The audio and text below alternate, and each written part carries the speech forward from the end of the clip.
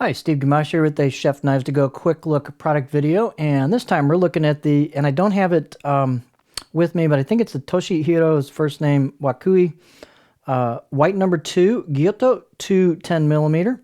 This knife has a core steel of Shirogami or white paper number 2 Hitachi reactive carbon steel.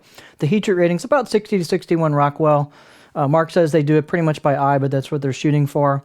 The construction is a stainless cladding over the top of that white number 2. We'll take a closer look, but it's a really nice, it's called a hairline finish, but it's a really nice finish. The weight on the knife, it's got some heft to it. It's got a nice bit of heft. The weight of it is about 174 grams or 6.1 ounces, and that is with a light handle. The blade length is about 213, 214 on the edge, almost 8.5 inches. Overall length of the knife, a little under 14 inches. The spine thickness at the heel is about 3.7, and we'll take a closer look at that, but it's about 3.7, and it tapers down a bit, and then holds a fair amount of that until you get to the grind of the knife up here for a little bit of distal taper, but it doesn't have a lot of distal taper throughout the blade at all. A little bit.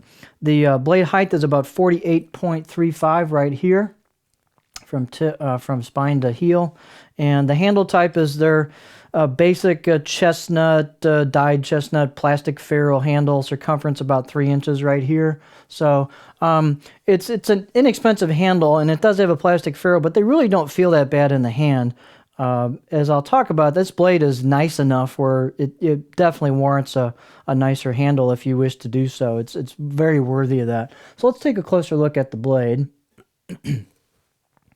So as I said, spine thickness about 3.7 right about here, but it tapers off of that and then holds that, I don't know, 2-ish millimeters or so, and then you get more taper right, where the grind starts. And that's one of the real nice things about this knife is the grind. It's a high-end grind feel to it. It's got, the grind starts about right here, kind of where the finish changes, and it has a nice convex right into the edge. You can definitely feel it. The knife has some thickness to it and some weight to it, so you can really feel the convex and into the edge. So they've got plenty of material to work with there. You've got high-quality chiseled kanji on it. And the finish, as I said, they call it a hairline finish, and it's just nicely done. It's a hand finish, you can tell. It's aesthetically an improvement over the machine finish you see on a lot of knives. And the cool thing about it is most people clean knives, they clean them horizontally, longitudinally like this. So it'll hide scratches a little bit, I think, more than some of the cladding finishes. So that's it. Plus, it's aesthetically, it's really nice. It's an understated, elegant effect. Fit and finish on this blade is exceptionally good. It does have some spots here by the tang for some, I guess, blacksmithing spots. But in terms of fit and finish and curve of the spine, sanding, choil, it's really well done. This knife has a high-end feel to it. It really does. It feels like a more expensive blade than what it's going to be. I got some estimated pricing from Mark, and I think this blade is going to feel like a more expensive knife than that, which is really cool. It's, as I said, it's definitely worthy of a handle upgrade. Let's see, balance point on this knife.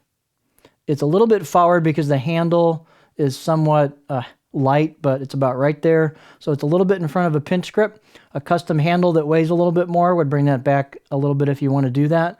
The handling of the blade is really good. I like the mass of the blade. It helps to go through ingredients. And profile this knife. It has a good, sweet flat spot towards the heel, more than many 210s do.